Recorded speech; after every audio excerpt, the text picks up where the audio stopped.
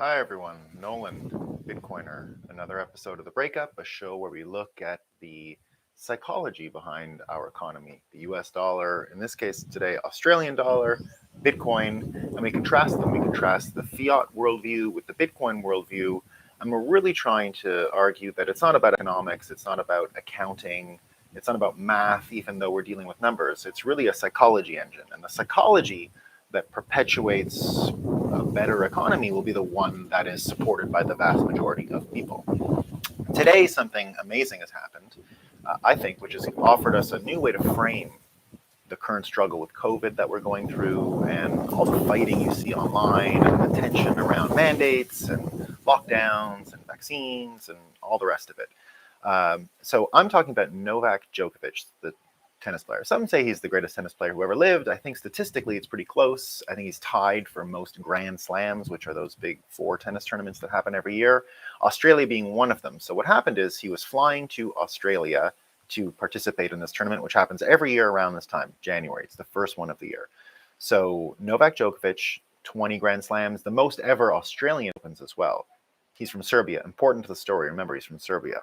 So he flies in. He has a medical exemption from a vaccination. So he's never been vaccinated. For whatever reason, those are his own, he was not vaccinated. And he brought the documentation with the medical clearance for not having a vaccination. My understanding of the backstory is Tennis Australia and the Australian Open Tennis Federation told him what he would require in order to enter the country unvaccinated. I suppose it amounts to a bunch of testing. I did read some of the transcripts. It says that he had the documents. I assume they are the medical excuse to not have the vaccination and those things. So he did come with those things ready. What happened is the immigration officer detained him and didn't let him out. Some people said they arrested him, all the rest of it. That's not exactly what I saw, but he was certainly detained for a lot longer. He was not deported instantly. They wouldn't let him out of the airport. They held him in the immigration detention facility, maybe not a prison. Who knows? That's not what we're here to argue about. His family said prison, doesn't matter as far as this case is concerned for what we're talking about. They held him. They held him for hours and didn't go on the advice of Tennis Australia, which said you only need to bring these documents to enter and you don't need to be vaccinated. So he entered the country. A judge had to see the case. The judge decided he was in his rights, and the judge let Djokovic in the country. So the judge opposed the national policies about entering the country unvaccinated and the other excuses that were used to detain him at the border.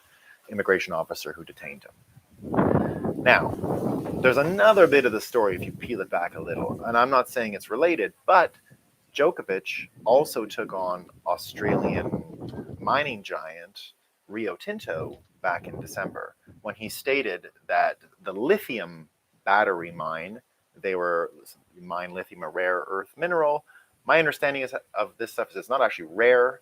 It's just in small amounts in the soil. So you have to run a lot of ground, a lot of soil through the mining machines in order to get the little bit of lithium or whatever else out. So the problem is the footprint of environmental impact is quite large compared to the yield of what you're getting. That's why it's called rare earth. It's not that it's in small amounts around the world, it's that it's in less concentrated amounts around the world. So he opposed the lithium mine in Serbia because it would actually destroy the use of a lot of land. I think they say nothing grows in places where these mines happen after. The amount of sluicing, I guess you would call it, that goes on with the land makes it unusable in the future. So he opposed it. He said something, I have the quote here, something that, health begins with clean air, food, and water, and this mine will prevent that, so he opposed it. It turns out, if you do a follow the money analysis here, that the former lobbyist of Rio Tinto is now the chief of staff to the Prime Minister of Australia. We have absolutely no proof, and I am not suggesting that Rio Tinto influenced the government to stop Novak Djokovic from entering the country. That's not what I'm saying. It probably was just COVID. Nevertheless, it brings up the specter that some form of influence was used and that basically the burden is on them to prove this wasn't a action by Rio Tinto and that it was indeed health related. I doubt we'll ever find proof of that. But what you see from there is you've got Rio Tinto, who has an opposition to Novak Djokovic. You have the health policies by the government. So you've got two big enemies right now. You've got Rio Tinto, mining, huge industry. It's the second largest miner in the world. Second largest in Australia too. The two largest in the world are both Australian, Rio Tinto and BHP, both of them in Australia. And now you also have the media who piled on. So the media, we've got Spectator, it's an Australian newspaper. A few others have said it's Australians' duty to boo Novak Djokovic in every set now that he is playing in the Australian Open.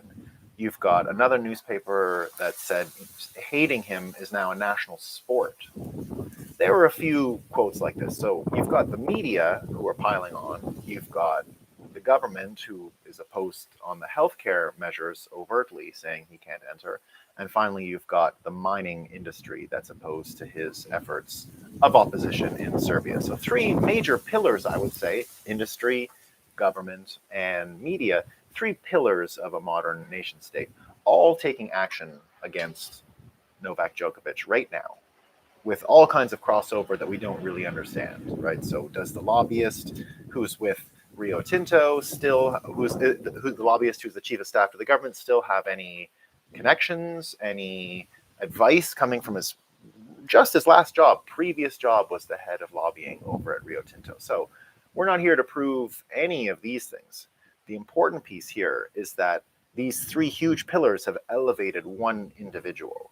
They've declared war against an individual. And this frame is really helpful for people who love Bitcoin and who see an end to the COVID trouble and an end to the whole cycle of trouble that began in World War II, when really the world that we know today was built. The institutions that we recognize as modern nation state were actually institutions built to win World War II, and they were very effective at it. The argument that I use on this show, The Breakup, is the psychology that we have to the institutions our grandparents built is what's holding us back. That the institution our grandparents built, while great for them, while delivering a victory in World War II, are completely useless to us now and are filled with entropy and don't actually produce the results that we need. That's why you see three powerful institutions, media, government, mining, all taking aim against a single human being, an autonomous individual, as their enemy. Right? So they've kind of elevated a tennis player. He's just a tennis player, right? He's just a tennis player. They've elevated this tennis player into almost a co-equal with these three institutions and declared war on him. The frame is really useful for Bitcoiners because that's more or less the frame we find ourselves in. It is individuals versus institutions. My frame for World War III continues to be countries versus people. Countries may fight, but countries versus the individual are the frame that I've been using before COVID started. It's the frame of the original Bitcoiners, that the nation state itself was going to run out of gas and wouldn't be able to achieve the goals that it was initially designed to fulfill back in World War II. And that new institutions would have to be created predominantly built from individuals, and that's where Bitcoin gets a lot of its intellectual, psychological horsepower from. It's from a vision of a world built by sovereign individuals, by individual people, and a money that is not connected to the state, so that you're not supporting this state apparatus, these institutions. And you're not getting into instances where you have to figure out if the chief of staff of the prime minister of a country is actually being influenced by the miner to attack a tennis player who opposed the miner just months ago, and then they say it's vaccines, but maybe we don't know, and then the media hates on him, so they've all ganged up. Now, I bring this all up because now that they've elevated Novak Djokovic to an equal co-footing, like versus Novak Djokovic versus the institutions of Australia, they've actually created a situation where Newtonian third law of physics applies, I think, right? Now, the Newtonian third law is a very easy one to understand. For every action, there's an equal and opposite reaction, right? So for every action, there's an equal and opposite reaction. Novak Djokovic is now allowed to play in the Australian Open. He's there, he's on the court. He tweeted out a picture last night. He's the defending champion as well. And my argument is that if he wins the Australian Open, there's a chance when they give you that check, the Australian dollar fiat check, the most fatal blow, with the stage he's been given, with the attention that he's been given. This was all a gift in the end. It looks bad at the start, but now that you see the attention he's got, if he wins the Australian Open and they give him that check, the most devastating thing he can do to turn the tide in World War III, to turn the tide for the individual against these apparatuses, is to just buy Bitcoin right on the court, right? Just trade the 2, 3, 4 million Australian or whatever they give him and buy Bitcoin with it right there, because any amount of Australian dollars held by him will just support the very institutions that detained him, right? That opposed him. It's going to go in some way over to BHP and Rio Tinto and the government and the media. His best bet is to win the Australian Open and take Bitcoin. Pay him in Bitcoin for his win. So if he wins the Australian Open and buys Bitcoin, Novak Djokovic can actually be the winner, not of just the Australian Open, but of an Open Australia. That's how I like to see it, right? He can be the winner with Bitcoin, with the winnings of the Australian Open. The Bitcoin he can get from that can help open Australia. I believe it. I think it's true. I think it can happen. That's all I got for today on the breakup. Djokovic, I think, is a fun story. I'm going to try and print the story today and see how that goes. All right. That's all I got for today. See you, everyone.